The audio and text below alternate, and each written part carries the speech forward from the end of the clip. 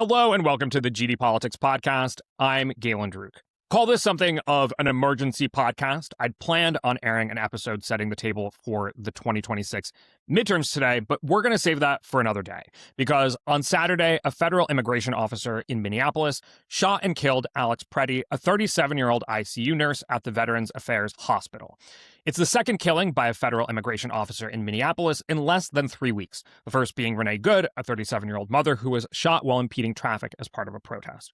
We're going to get into some of the details of what happened on Saturday, but I think it's fair to say that the public, many lawmakers, and even some Republicans have lost patience with the Trump administration's immigration enforcement tactics. In both killings in Minneapolis, the Trump administration rushed to brand Good and Pretti as domestic terrorists and fabricated events despite the shootings being visible in multiple videos. While there was plenty of pushback amongst Democrats, independents, and the press in the case of Good, this time a handful of Republicans, including the NRA, have joined the pushback as well. As listeners well know, it's going to take a minute before we can fully understand the impact of this weekend on American politics, but we'll share what we know in this moment. And so here with me to do that is head of research at 50+1, Mary Radcliffe. Welcome to the podcast, Mary. Hey, Galen. It's good to be here, although the topic is a little grim. Yes, indeed. Also here with us is managing editor at VoteBeat, Nathaniel Rakich. Welcome, Nathaniel. Hey, Galen. Hope you guys both made it through the storm okay. Yeah. I'm looking at a lot of snow, but survived in one piece. Thank you for asking, and likewise. So we're going to get into the data and political reactions in a second, but to start, I'll say that I have the impression from I guess existing online that Alex Pretti's killing feels like it has the potential to be a turning point. I can say a little bit more about that, but I want to ask you guys first, sort of check my priors. Nathaniel, Mary, do you get that sense as well? I do get that sense, and I obviously want to qualify that with the fact that it is very much a gut decision, and this is a data-based podcast, and we'll get into the data in a bit, but it did feel like people had kind of said enough is enough. And I think that the best data, quote unquote, for that is, I think, the statements from a lot of Republicans. Obviously, we know that Republicans have basically gone along with Donald Trump on almost everything, 98% of what he has wanted to do. And so I think it is notable anytime that you see a Republican kind of criticize him. And I think we saw a couple of statements, including crucially not from the Lisa Murkowskis of the world, the kind of more moderate Republicans, but from people like Oklahoma Governor Kevin Stitt, who was basically called the shooting a tragedy and said, what is the goal right now? Is it to deport every single non-U.S. citizen? I don't think that's what Americans want. You saw Max Miller, who's a fairly MAGA-y congressman from Ohio, calling for a full investigation and saying they're, quote, serious unanswered questions. So to me, I think that the fact that in this case, there may be many reasons for why, maybe this one is broken through.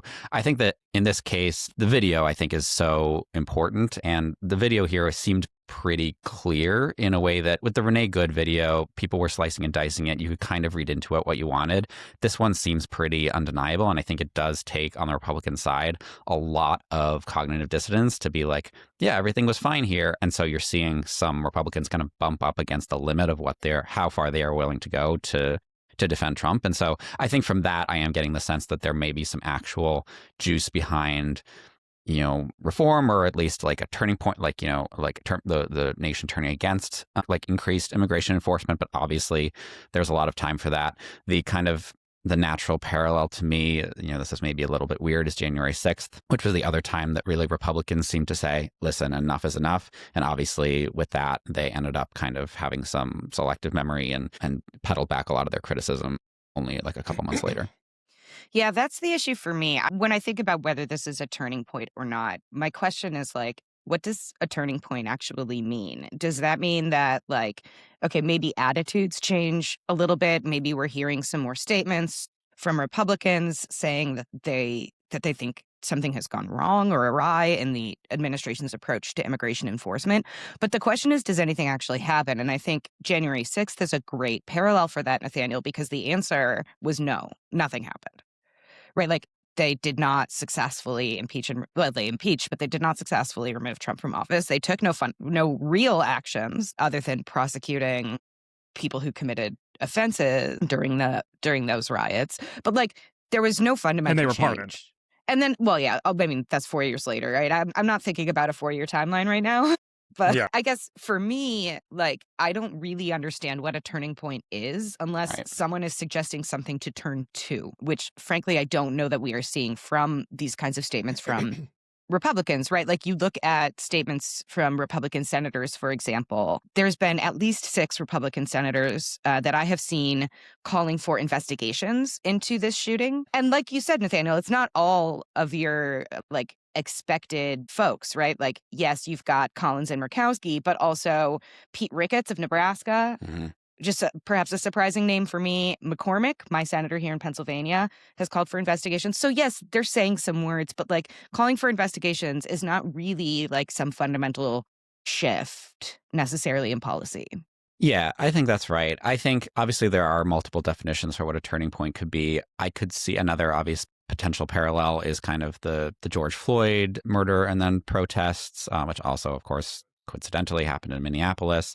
I could see this kicking off another big protest movement. And, you could, I think, credibly say, well, like, okay, protests, but like, what is that actually going to change? I also think the important thing is the fact that the government funding is going to expire on Friday. And this incident does seem to have made a number of moderate Democratic senators whose support would be needed to fund the government say, I'm not going to fund any DHS bill that is funding ICE at this level. So Chuck Schumer had a statement to that effect that Democrats would not support the funding package unless it stripped out the DHS funding. Right. So I think that the odds of a government shutdown have increased. And I think given the softness that you're maybe seeing among some of these Republican senators, I wonder if you could actually see that funding get decreased, which would obviously be a tangible policy win for the left in this case. So I think there are a couple of different, and then, I guess like the dream scenario for liberals would be that, the backlash is so strong that Trump himself actually kind of like caves and withdraws the troops from Minneapolis. I don't really see that happening, but we should be open-minded. Yeah, a couple of things on that. We'll get more into the prospect of a partial government shutdown. Of course, there was a lot of funding in the One Big Beautiful Bill Act. As we discussed on the last podcast of 2025, those funds would still be available for immigration enforcement, even if the current funding bill being considered changes. And when it comes to Trump, he did an interview with the Wall Street Journal Sunday evening where he said the administration is reviewing everything and acknowledged that at some point, immigration enforcement officers will leave Minneapolis, which seems to be a little bit less of a defiant stance than the administration was in the case of Renee Good. But I want to maybe sort of put some info behind why I'm thinking this could be a potential turning point and what the parallels might be for me. I mean, longtime listeners of this podcast and its forebearer know that I was pretty clear-eyed about the political repercussions of the Biden administration's handling of the border crisis and immigration enforcement from 2021 to 2025. And I think it is quite clear that in some ways the Biden administration itself and how they responded to that crisis radicalized Americans on the issue of immigration, right? Building the border wall was never popular during Trump's 2016 campaign, during his entire first term. By and large, Americans saw immigration as more of a net positive than a net negative. I think seeing the border crisis and the consequences more broadly made Americans start to side more with the hardline Trump view on immigration. And that has endured to some extent up until the most recent polling where Americans still trust Republicans more than Democrats on the issue of immigration. We're going to see if that changes now. And we'll get into that polling in a second, despite the fact that they have soured quite a bit on Trump's handling on immigration when it's more of a referendum on Trump as opposed to a choice between Democrats and Republicans. But I think when I talk about and look, that turning point mattered. I think it was quite visible that by the summer of 2022, the combination of inflation plus an increasing sense that there was a crisis when it came to the border and immigration turned the public quite squarely against the incumbent administration. Now, I have a sense that Trump's administration and their immigration enforcement tactics may be radicalizing Americans in the other direction. So, turning points can happen more than once. In a sense, I think we turned in 2022. We may be turning again in the sense that Americans will no longer support the more hardline immigration enforcement tactics.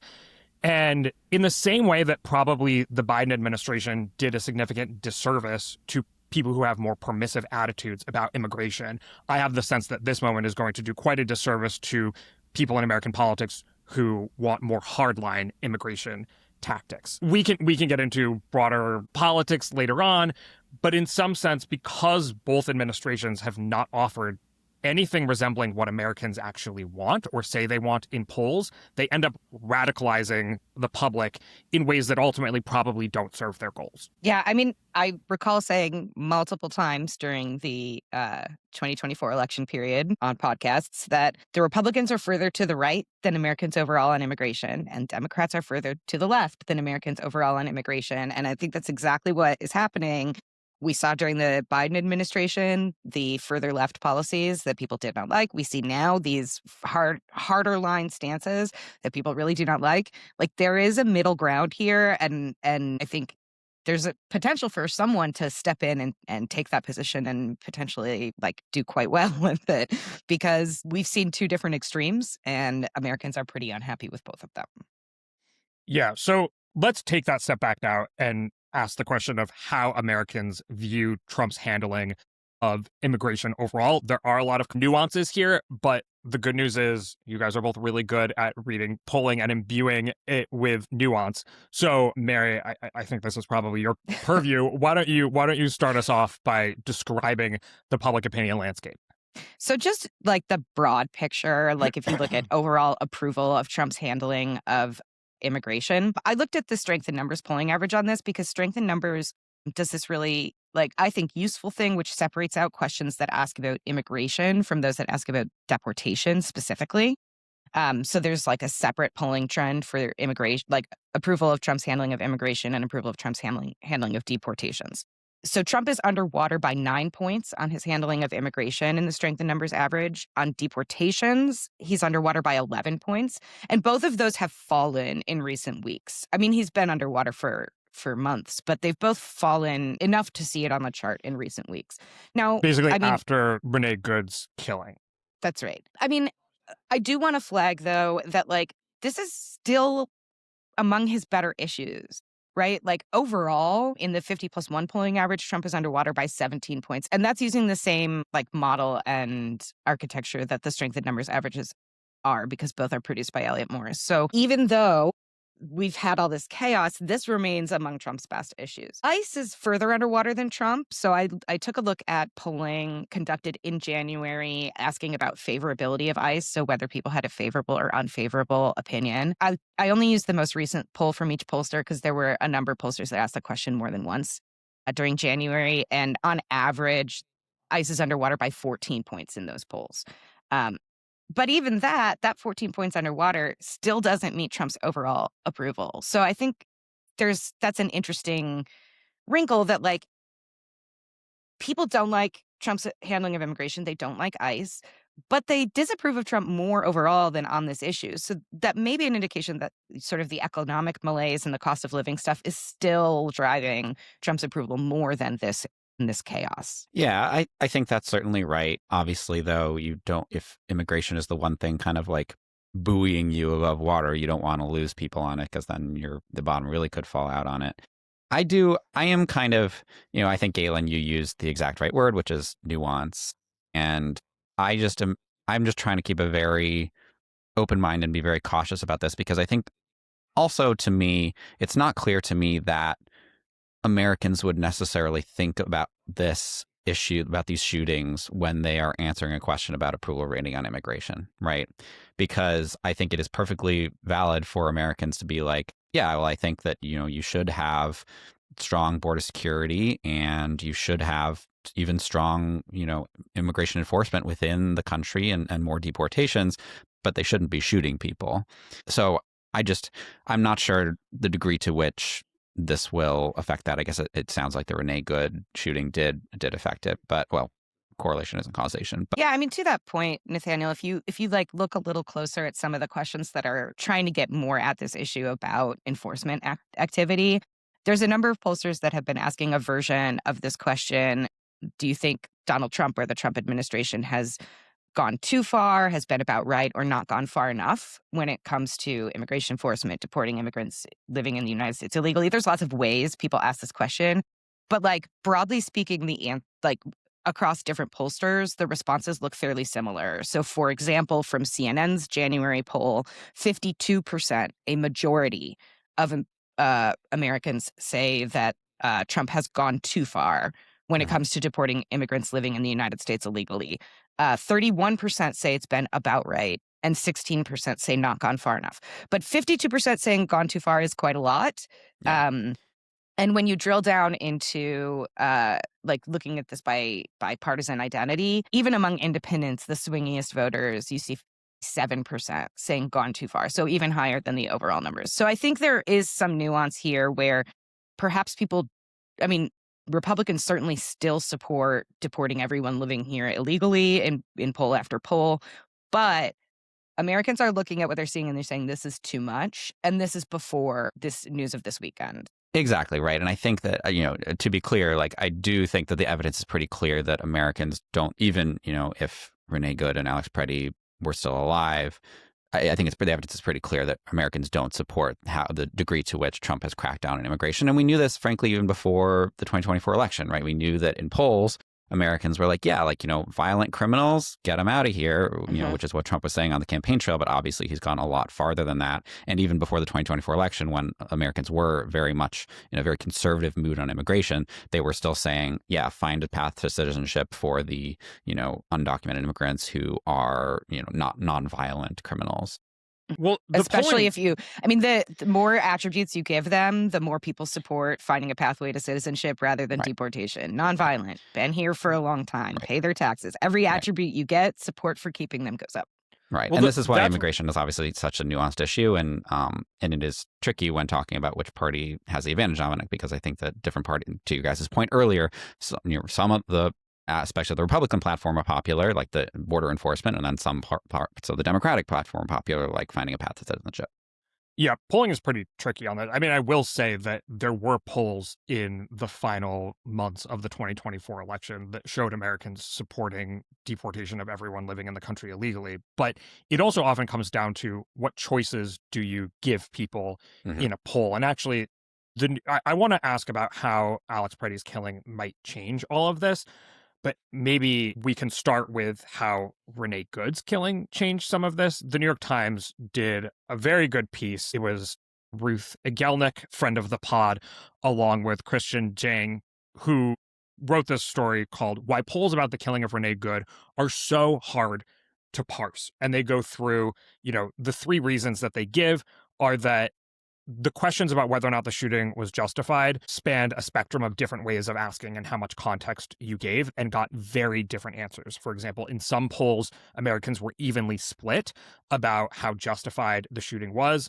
In another, for example, when the choices were the woman killed was mostly responsible for her shooting because she was threatening towards ICE agents. 43% of Americans agree with that. When you give them the option of the agent acted irresponsibly and was never really in danger, 44% of Americans agree with that. When you just ask sort of outright, was this justified or not justified, the shooting of the Minneapolis woman by an ICE agent, 28% of Americans said justified, 54% of Americans said not justified. They go on down in terms of other nuances, and that polls can skew towards the highly engaged. In one Quinnipiac poll, which actually we cited on this podcast when I talked to Lenny Bronner about it, 82% of Americans said they had seen the video footage of the ICE shooting, but there's reasons to believe that Quinnipiac was reaching a more engaged part of the electorate, and that, in fact, 82% of Americans have not seen the video. That was the sort of second nuance that they brought in. And then which, to be clear, is not a knock on Quinnipiac. That's just people who take polls tend to be more engaged. Yeah. And there are ways to try to mitigate this, but Quinnipiac's particular methodology might have that problem be even more exacerbated. Okay. But And Anyway, that's then lastly, the other issue they bring up is that questions that provoke partisan gut reactions leave out more nuanced views. So when you ask, should the United States abolish ICE or not abolish ICE, you're provoking a partisan response. It's pretty clear sort of which side is left, which side is right. And that may end up meaning different things to different people. But just, again, post Renee Good's shooting, is it clear how much of that had changed or where America was just post Renee Good? I mean, so I mentioned at the top that you can see some decrease in Trump's net approval on immigration in the last few weeks. So since Renee Good's killing. The New York Times story that you're citing here, Galen, did pull out some interesting questions from YouGov that were asked after Renee Good's shooting that really picked at specifics about what people might want to see with ICE in the future. And I think that is probably the better version of this polling than just like, do you want to abolish ICE? Yes, no. So in that YouGov poll, there were 7 different specific policy items that they asked if Americans would support. So, for example, you see net support of 51 points for creating stricter recruitment requirements for ICE agents. You see by 12 points, people do not want to keep ICE in its current form. But there's a bunch of like different kinds of ways of getting at this. So I think what that polling shows is like in the post Renee Good shooting environment, people are looking at ICE fairly critically. But it's a little more difficult, I think, to look at like, hey, in the few weeks prior to that event, how were people looking at ICE? Because we don't necessarily have the polls that were drilling into these topics just before then. Does that make sense? Yeah. And, I know we're getting sort of in the weeds here and being quite wonky on an issue that can feel very sort of visceral and emotional. And I'll just acknowledge that we're talking about human lives here. To take it a step further, an addendum to that story was Data for Progress tried to drill down on what Americans mean when they say that they're open to abolishing ICE, because this got play on this podcast and across the political landscape, that for the first time since YouGov had been polling this question, they found a plurality of Americans open to eliminating ICE. Data for Progress, which is a progressive polling outfit, tried to figure out what Americans mean when they say that. And the options that they gave were: abolish ICE means that ICE should be fully eliminated as a federal agency along with all of its functions. That was one option. The next option was: abolish ICE means that ICE should be fully eliminated as a federal agency, and its functions and funding should be reallocated to other existing agencies. Then the third option is: abolish ICE means that ICE should be replaced with a new immigration enforcement agency that is more functional. Now, a majority of Republicans say abolishing ICE means getting rid of the agency and all of its functions. But when you ask Democrats, who are the ones who tend to support this more than anyone else, they're split a third, a third, a third. So to a third of Democrats, it means getting rid of all of the functions. Like, I guess sort of this is the most permissive of Democrats would say, I guess, get rid of immigration enforcement in many ways. A third say the funding should be reallocated to existing agencies.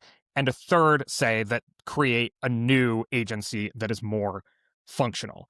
So I think that adds a lot of needed context to this broader conversation about people saying abolish ICE, don't abolish ICE, whatnot. Right. And I think this is obviously really important question going forward, because I think you are obviously, as we are seeing in the data and in the real world, you are seeing more backlash to ICE and to increased immigration enforcement. And I think it's a really interesting and important question, like how Americans are going to react to that, and whether Democrats in particular. Obviously, there's going to be pressure from the progressive side to, you've already seen, some more progressive people, even not that progressive people, or people you don't think of as, Bernie Sanders and AOC, say that we should abolish ICE. But it's like, what does that mean, and how are Americans going to react to it? And I don't think you can look at those polling. So, like, for instance, like YouGov had a poll, like a flash poll in the immediate aftermath of the Alex Pretti shooting, that found the support for abolishing ICE at 46% versus 41% opposition. So it is now, at least on paper, popular to abolish ICE. But I think both Galen and Mary, both of the more nuanced polling that you just cited shows that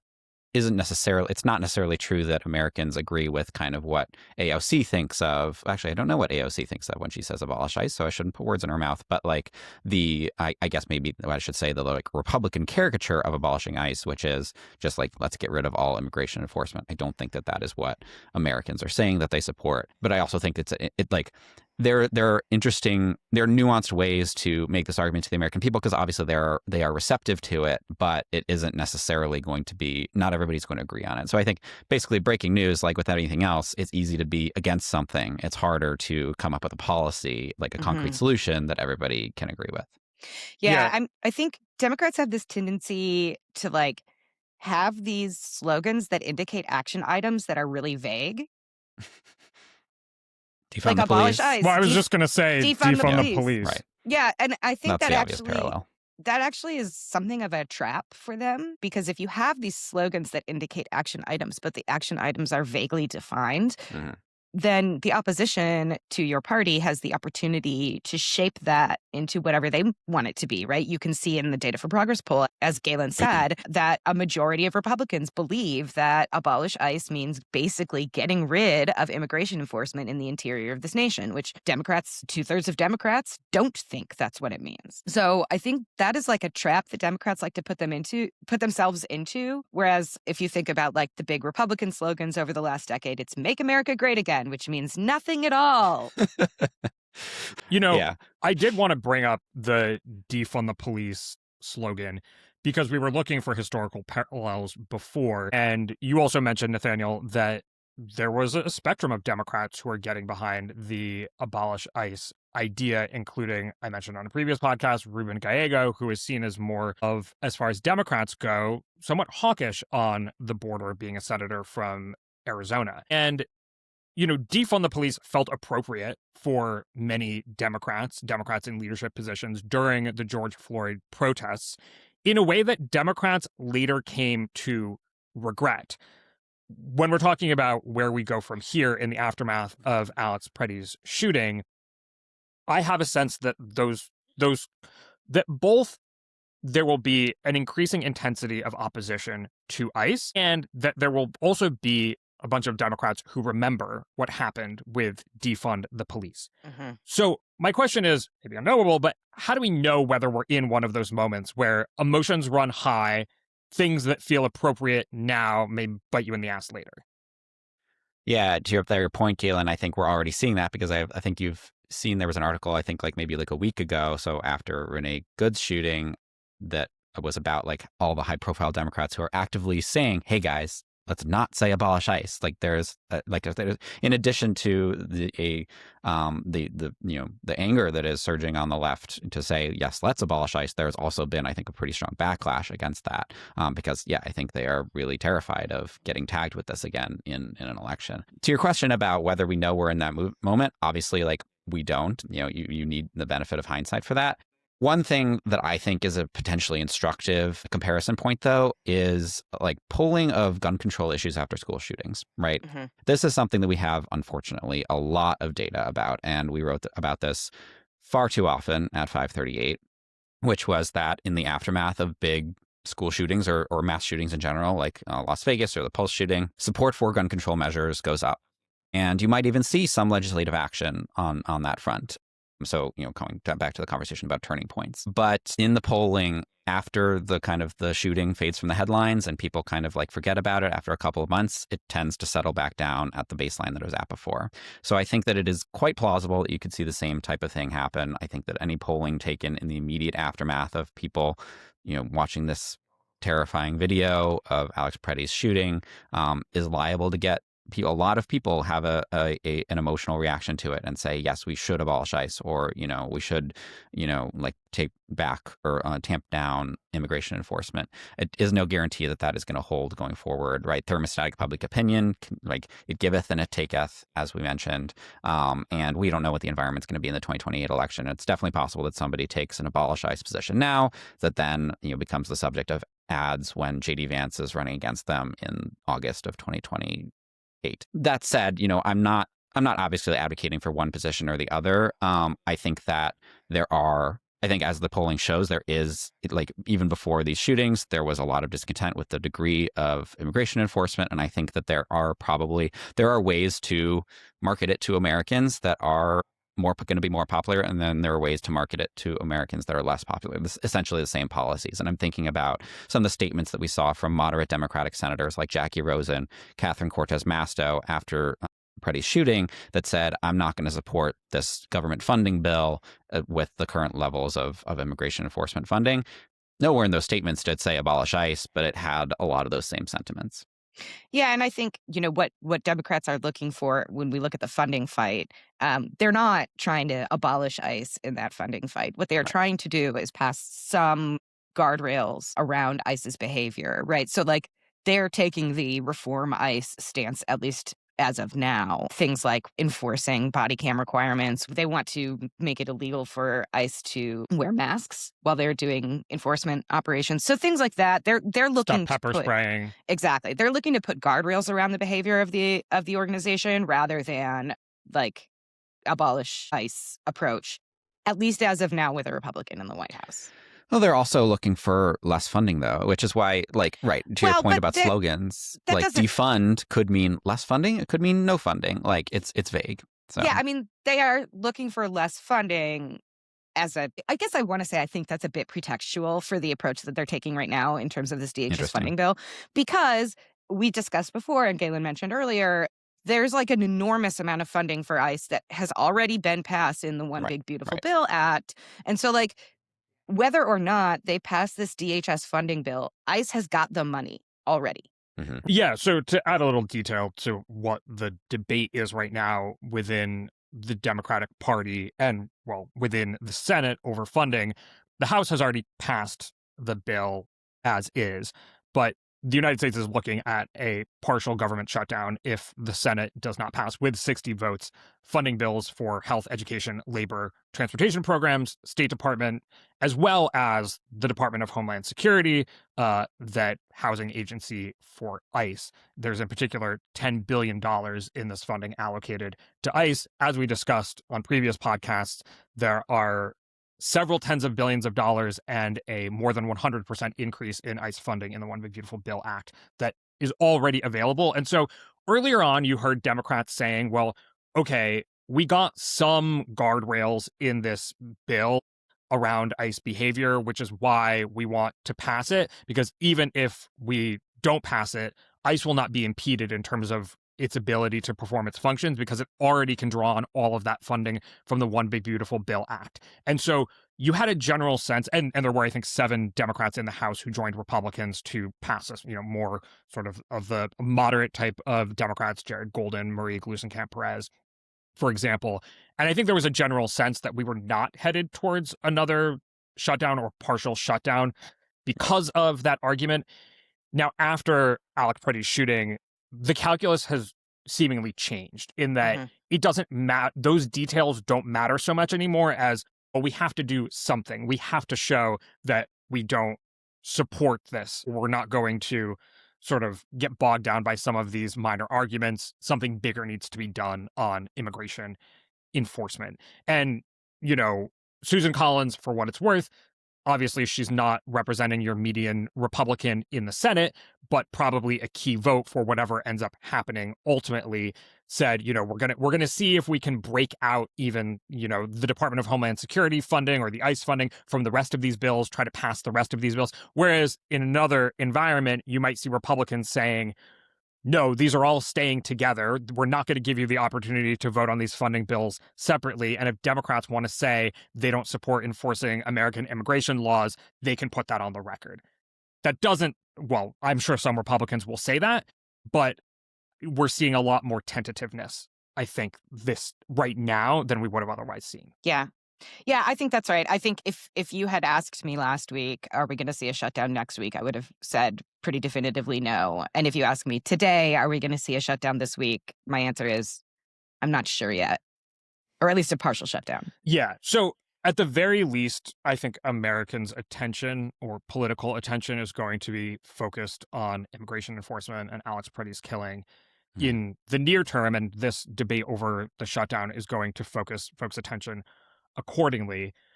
But you said something early on in the conversation, Mary, that suggested you may have doubts about how enduring this conflict is when it gets to the midterms. You said that ultimately it is still likely the economy and inflation that is driving disapproval of Trump more than immigration. Do we think that this could change that and maybe change it in an enduring way? And the sort of more detailed questions are like, how much do Americans care about immigration today? Of the people who care a lot about immigration, who are those people? Are those people still Republicans, as we saw in, 2022? Or is it now Democrats who care a lot about immigration and might be voting on this issue as well? Yeah, that depends a little bit on how you ask the question about what Americans care If about. I had a nickel for every time I heard that. I want to say it is absolutely still in the mix as a high priority among Americans. So, for example, in Emerson College's January survey, when voters were asked from a list to pick the most important issue, immigration was in third place at 17%. Economy was still at the top at 32%, and threats to democracy was in second place at 24%. But immigration was the top issue, number one among Republican voters in that survey, 32% versus the economy at 30%. So this is absolutely still a concern that Americans care about, and among Republicans apparently care about quite a lot. There was also an interesting survey from Canadian pollster Angus Reid that was also conducted in January. A lot of pollsters did their Trump 1 year surveys in January. So we have a wealth of delicious January data to go through. This one I found really, really interesting because they asked, again, they had a list, and this is practically polling malpractice. So there's 17 issues on their long, long list of what are the most important issues facing Americans, which is a lot for respondents to read through. Respondents were able to pick up to 3 of those issues as their top priorities. But they had split out 2 issues that are dealing with the topics we're discussing today. One was immigration and border security, and the other was ICE enforcement actions in major cities. They included that as among the things people could select as their top issues.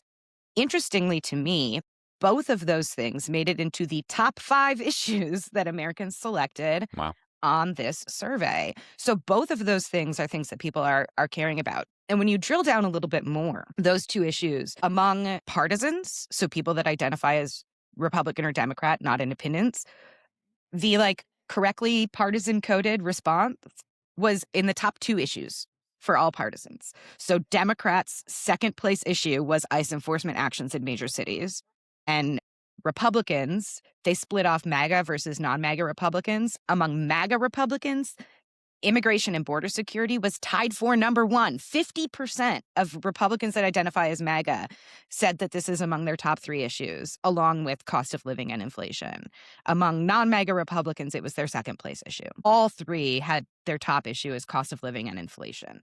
So while we do see that cost of living and inflation still topping the list sort of across the board, this stuff is really still playing among partisans. And the idea that the second most important issue to Democrats is ICE enforcement actions in major cities at this time means maybe this could end up having an impact. Now, on the other hand, you may recall, not even a month ago, we were here talking about how Trump's capture of Maduro in Venezuela was going to impact the midterms. And we've already memory holed that. I mean, my honest read on this situation in Minneapolis is that probably in a couple of weeks, Trump's going to pull ICE out of Minneapolis because the situation is untenable. And the administration is going to say, hey, mission accomplished. We did it. We arrested all these bad guys. And then they'll go do something else. And we will all forget about this because something else is going to happen that we're all going to be yelling about. Right. So I think obviously the news cycle moves incredibly fast these days, and we always talk about, is X going to affect the midterms 6 months in advance? And it usually doesn't because the news cycle moves on. I return to the mass shootings kind of analogy. I think those things, again, for better or for worse, they tend to fade from the headlines pretty quickly. I think if you're asking me, will the shooting of Alex Pretti and Renee Good specifically affect the midterms? I think no, for the reasons that Mary said.